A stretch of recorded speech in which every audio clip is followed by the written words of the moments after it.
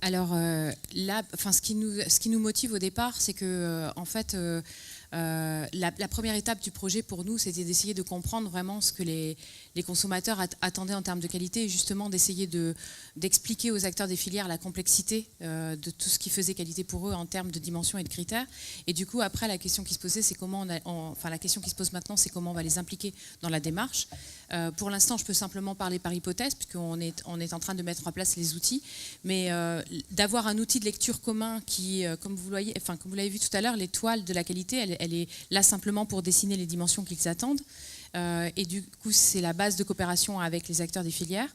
Maintenant, ce qu'on envisage, c'est de constituer des communautés de consommateurs qui sont ancrées dans le territoire de production et qui sont des consommateurs au plus près de la filière que nous sommes en train de structurer, pour qu'ils travaillent avec nous sur la construction de ces dimensions qualité, et celles que eux ils attendent du produit que l'on est en train, des produits qu'on est en train de faire émerger de cette filière.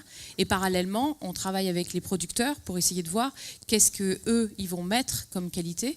Et notre objectif dans l'année 2019, c'est d'établir des lieux de coopération et des lieux d'échange entre ces différents acteurs, pour voir déjà si les critères et les indicateurs, parce que par exemple tout à l'heure Frédéric disait, nous on est parti sur un modèle qui est celui de la haute valeur environnementale, donc le HVE.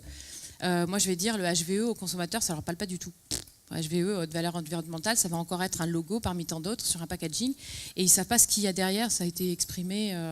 Et donc la question, c'est que maintenant, il va falloir vraiment faire un travail de traduction et d'arriver à avoir le même niveau de vocabulaire sur l'expression d'indicateurs qui sont des indicateurs communs et qui sont partagés. Ça va être un travail, à mon avis, extrêmement laborieux, mais on est prêt à le faire, pour essayer justement de voir si HVE, c'est quelque chose qui peut être la base d'un contrat sur la dimension environnementale. Parce que là, HVE, pour moi, par rapport à l'étoile de la qualité, c'est que la dimension environnementale.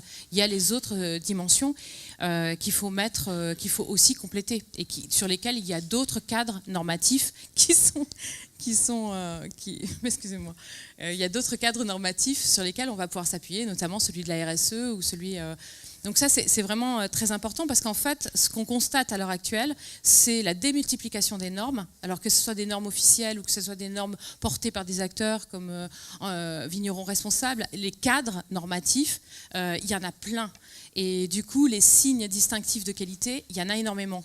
Nous, notre objectif, c'est d'essayer de simplifier la lecture de cette qualité totale pour essayer de construire des critères et des indicateurs communs, et d'essayer de voir comment tous les systèmes qui existent peuvent rentrer dans cet outil, et que cet outil soit partagé par tous. Donc c'est extrêmement ambitieux, je reconnais, et c'est extrêmement laborieux, mais l'objectif, c'est vraiment maintenant de faire travailler les consommateurs sur cet outil. Et c'est très simple en fait, l'outil on le prend, on fait rentrer ce que représente par exemple le cadre HVE dans l'outil, on regarde ce que ça fait en termes de critères et d'indicateurs, et après on confronte ces indicateurs et ces critères aux consommateurs et on leur demande est-ce que ça vous parle ou ça ne vous parle pas.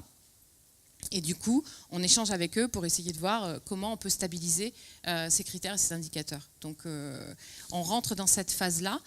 Dans cette phase-là, il va y avoir 2 temps. Il y a le temps de la coopération territoriale, c'est-à-dire l'échange en face à face avec les consommateurs, et on envisage une coopération avec un autre acteur économique qui est la plateforme Penji, qui est implantée ici et qui travaille sur aussi ce qu'on appelle les passeports produits, et qui essaye du coup avec les acteurs des filières de définir ce qui fait qualité pour eux et quelle qualité les produits portent. Et Penji, c'est un outil numérique. Donc on est en train d'essayer aussi de voir comment on peut monter d'autres formes de coopération avec les consommateurs sur des aspects qui sont des aspects plus liés aux réseaux sociaux et au numérique. Parce que ça aussi, c'est extrêmement important de pouvoir associer des consommateurs qui ne sont pas forcément sur le territoire sur lequel on construit la qualité, mais qui participent à cette qualité.